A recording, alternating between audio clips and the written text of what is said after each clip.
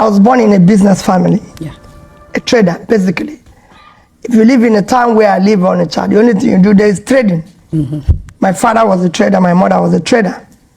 So the only thing I knew about is trading. They insisted I must go to school, but I was more interested in what they were doing. So I grew up, of course, became a trader, got involved in business, like every other young person that grew up in Onitsha.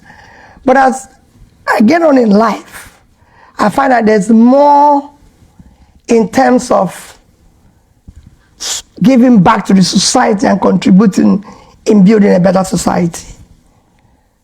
Even when, of course, you're trying to make money, but there's more in trying to support a better society, in doing things that works for everybody. There's a story from 2001 where you're with your professor along the lake, and I would love for you to share the story with the audience. Okay.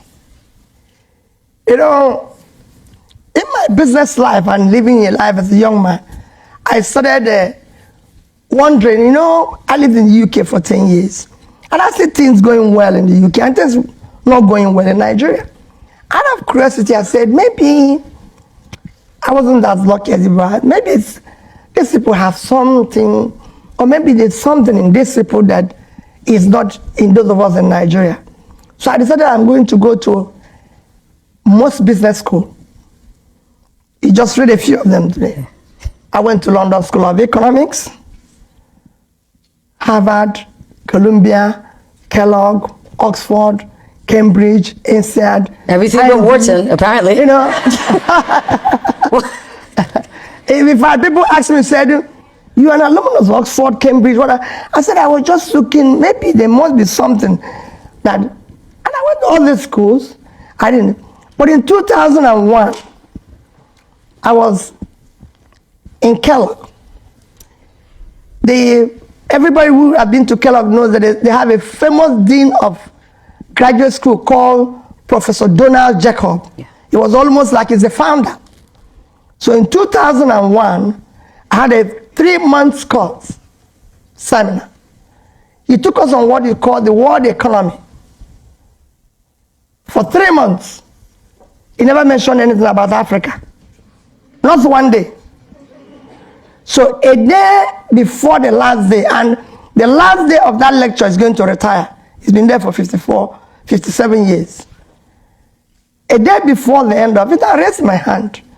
And I said, Dean Jacob, you have not said anything about Africa. He said, Peter, do you want to know about Africa? I said, yes.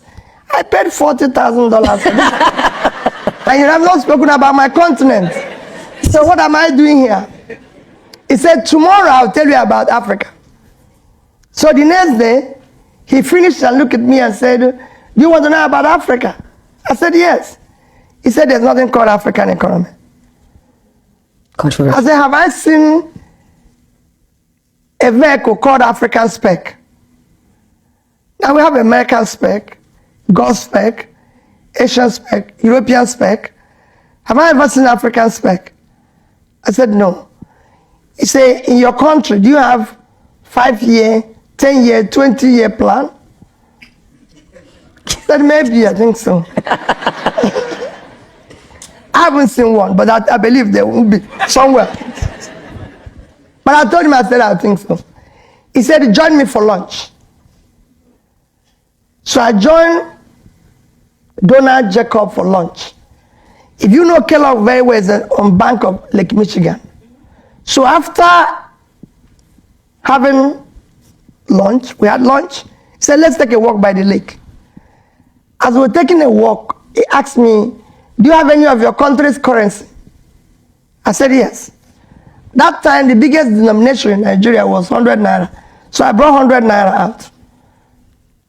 And he brought $100. And he said to me, which of these two currencies do you prefer? And I said, the dollar. He said, why? I said, because it's 100 to 1. 100 naira to $1. So he asked me to keep the dollar. So I kept the dollar. So I've got $10,000 as against 100 naira. So I kept his dollars, and we walked like another about 100 kilometers again. And he said, Peter, he stopped again. I said, I should bring out the $100. Of course, I was imagining, because I've already assumed I've gained this money. I hope he's not going to take it back. And I brought it out again, hesitantly. That I don't want to lose it, because for me, it's already home. So I brought it out again.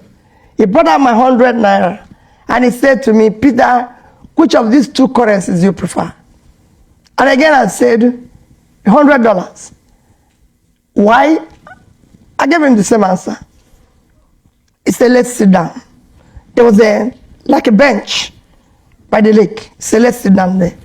So we sat down, and he looked at me and said, Peter, let me tell you, young man, the only reason why you prefer another country's currency to your currency is the amount of faith you have in your country. You don't have faith in your country. Economy is driven by faith. And you can only have faith in your country if there's a hope. I have taught in this school for 50-something years. There's no country that doesn't have a problem. Chinese people keep their money in Chinese yuan. Singapore in Singaporean dollar.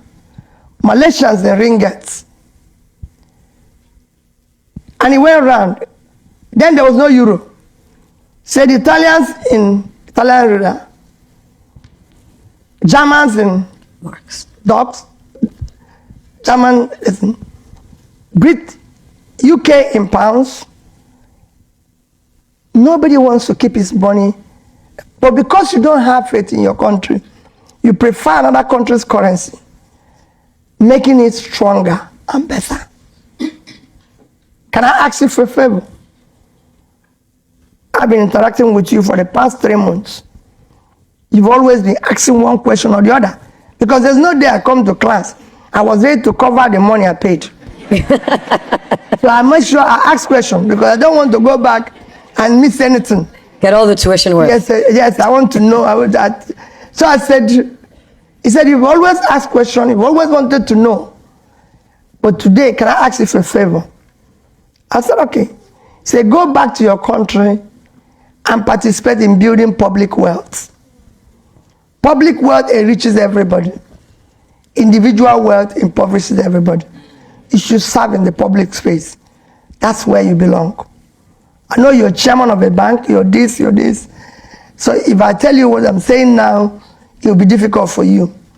But you've told me you've reached certain, you've done well for yourself. You can afford to pay for your food. Just go and serve. And that was the last time we spoke, until I met him after being governor. Wow. Because I had to come and report to him what happened to me. Gave him a status update. Anyway, I went back, and something happened. Everybody that know my state or knew what happened in my state then know that schools were closed for 2 years. Children didn't go to school. So I went back with that at the back of my mind. I arrived at my house one day and said to my wife, I'm going to be governor of my state. And it was like Steve Jobs asking John Scully to come and stop selling sugared water. She was like, where are you coming from? You have not voted. You don't have anything. Where are you going? What are you talking? I said, I'm going to be governor of my state. I want to go home and campaign to be governor. I can't continue doing this when the system is collapsing. These children are not in school for 2 years. So I decided to get involved. That's the beginning of my politics. That's why I said until it was changed from that day. So that was my experience. And probably that's what I'm inviting most of you to go and do. Thank you so much for that. For those who want to rule Nigeria for the next 4 years, they must give us reason to vote for them. It's no longer going to be. Let us not be deterred about their threat to the election. This time, our vote will count. Our vote will count. If it doesn't count, those who refuse to count it will count it.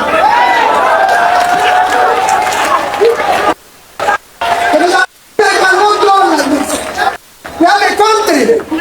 This country must work. People can no longer take us for granted. I was in South Africa. They have over 40,000 members of electricity. They are complaining they have no power. When we have 4,000, and we are not complaining. And they are just 6 million, and we are 200. And we are not complaining. If you don't want to complain, this is time for us to come out and complain. If you cannot serve, please leave. We don't want to let people again to give us excuse or remind us what they saw when they got in there. No. What I'm seeing, I can change. And that is what I want in the office. I'm not looking for it to give excuses. We don't want to hire people who will give us the excuse again. The time of the schools has passed. If you cannot walk now, go home. Go to the private home. It's a home for people who have the competence, the capacity, the compassion, commitment, and character to live. If you don't have it, go home. That's where we are. But tonight is to beg you for a sacrifice. If they don't choose you, if you're not one nominated, don't feel bad, don't do this. Know that we are sacrificing. This party doesn't belong to our leader, Dixon. God has used him to bring us together.